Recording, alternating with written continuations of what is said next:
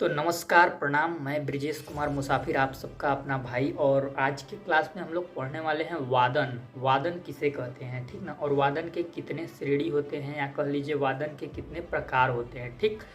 तो फटाफट चलिए वीडियो को स्टार्ट करते हैं। यदि अभी तक आपने इस चैनल को सब्सक्राइब नहीं किया होगा तो प्लीज़ इस चैनल को सब्सक्राइब कर लीजिएगा, बेल आइकन को प्रेस कर लीजिएगा।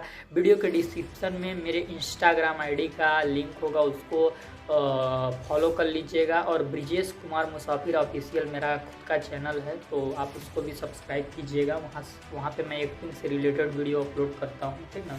तो हम लोग जैसा कि आज वादन पढ़ने वाले हैं, इससे पहले की क्लास में हम लोग ताल के बारे में पढ़े थे। ताल हम वादन यंत्र के माध्यम से ही देते हैं, ठीक ना। वादन यंत्र, बजाने वाले जो यंत्र होते हैं उन्हीं के माध्यम से हम ताल देते हैं, ठीक ना। तो भारतीय वाद्यों को 4 श्रेणी में बांटा गया है। वादन का मतलब क्या आता है, बजाना, ठीक ना। समझ लीजिए सिंपली भाषा में, भारतीय वाद्यों को 4 श्रेणी में बांटा गया है। पहला तत्वाद्य, दूसरा सुशिर वाद्य, तीसरा धनवाद्य, चौथा अवनयद वाद्य। तो सबसे पहला जो है तत्वाद्य, हम जानते हैं किसे कहते हैं। जिन वाद्यों में तार पर आघात करके स्वर उत्पन्न किया जाता है, तार पर आघात करके स्वर उत्पन्न किया जाता है, वे वाद्य तत्वाद्य कहलाते हैं, ठीक ना। अंगुली से, मिजराव से रगड़कर किसी भी डंडी या वस्तु से तार को हिलाने से बचता है, वो कौन से वाद्य में आता है, तत्वाद्य में। देख लीजिए, डंडी की जब बात कर रहे हैं कि डंडी से बजाते हैं, तो बांसुरी, आपने बांसुरी देखा होगा, बांसुरी में आप फूंकते हैं, बजता है, ठीक ना। और फिर हारमोनियम में तार, ऐसी कोई भी इंस्ट्रूमेंटल जिसमें कि हम तार पर आघात करके स्वर को उत्पन्न कर लेते हैं, वो तत्वाद्य में आता है। या फिर अगर हम मिजराव से भी अगर स्वर को उत्पन्न करते हैं तो वो भी तत्वाद्य में आएगा। इसके एग्जाम्पल आप देख सकते हैं, जैसे कि बांसुरी हो जाएगा, शहनाई हो जाएगा, शहनाई आप बारात में देखे होंगे, फूंक फूंक के बजाते हैं। हारमोनियम, सीटी, आप जो हाथ से सीटी भी मारते हैं या सीटी लेके हवा, अब ऐसे भी, हाँ मतलब हवा के माध्यम से भी यदि स्वर उत्पन्न हो जाता है तो शायद तत्वाद्य में ही आता है। तो इसके एग्जाम्पल हो जाएंगे बांसुरी, शहनाई, हारमोनियम, सीटी आदि, ठीक ना। इसके बाद आ जाता है धनवाद्य। तो धनवाद्य हम किसे कहते हैं, जान लेते हैं हम। धनवाद्य में क्या होता है, इसके अंतर्गत वे वाद्य आते हैं जिसमें स्वरों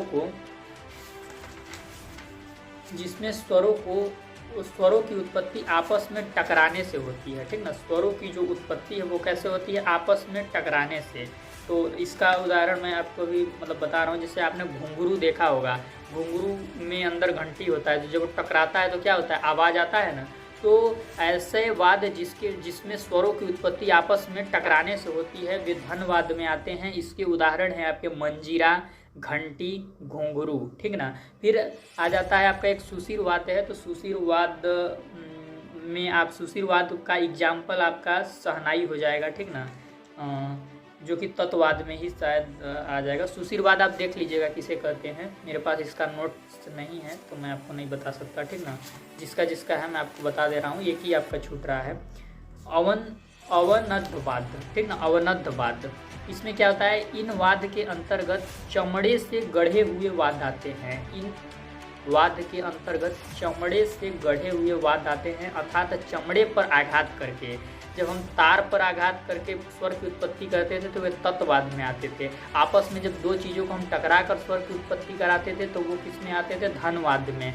और यहाँ पे जब हम चमड़े पर आघात करके स्वर की उत्पत्ति करते हैं तो वो अवनद्ध वाद्य में आते हैं। इसके एग्जाम्पल हैं तबला, ढोलक, डमरू, ये सब चमड़े से बने होते हैं, ठीक ना। तो आज की वीडियो में यही था कि वादन किसे कहते हैं, वादन की कुल श्रेणियाँ कितनी है, ठीक ना। तो प्लीज़ आप चैनल को सब्सक्राइब कर लीजिएगा, बेल आइकन को प्रेस कर लीजिएगा। फिर हम आप लोग को अगली क्लास में एनर्जेटिक क्लास लेकर आते हैं और उसमें हम लोग डिस्कस किया जाएगा ये जो यंत्र हैं, जो मैंने अभी एग्जाम्पल दिए हैं, इसको हम थोड़ा डिटेल में जानेंगे, ठीक ना।